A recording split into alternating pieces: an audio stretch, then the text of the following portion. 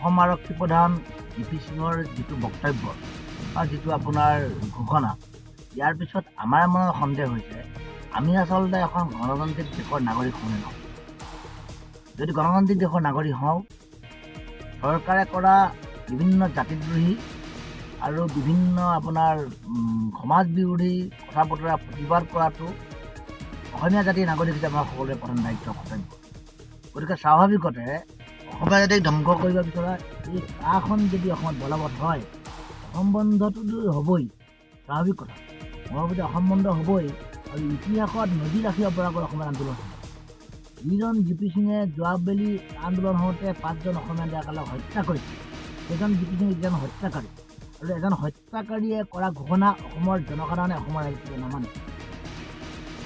গতিকে কা জাপি দিব, অসম ধ্বংস কৰিব, অসমীয়া জাতিক নিষেধ কৰিবলৈ পৰিকল্পনা কৰিব, আৰু ইয়াৰ পিছতো যদি জি.পি. সিঙে হওক অসম চৰকাৰে হওক হয় যদি কয় যে অসম বন্ধ ঘোষণা কৰিলে 1643 কোটি টকা দৈনিক হিচাপত চৰকাৰ দিব লাগিব, গাৰ ভূত মাছুৰ কথা, এইটো অক্ষমণীয় অপৰাধ।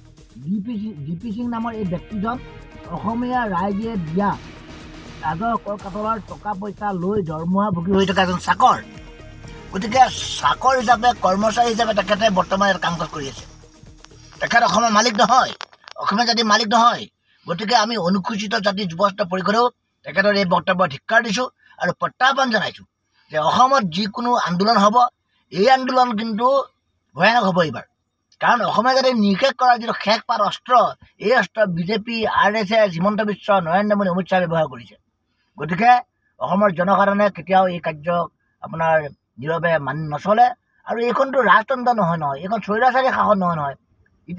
ইতিমধ্যে হিমন্ত বিশ্বৰ যি স্বৈৰাচাৰী শাসন আৰু হিমন্ত বিশ্বৰ আপোনাৰ আজ্ঞাবাহী ভিত্তিলৈ পৰিণত হোৱা এই জি.পি. সিঙে যেনেদৰে মন্তব্য দিছে, এইখন গণতান্ত্ৰিক আইনমতে চলা এখন চৰকাৰৰ কেতিয়াও এই কথাটো গ্ৰহণযোগ্য হ'ব নোৱাৰে।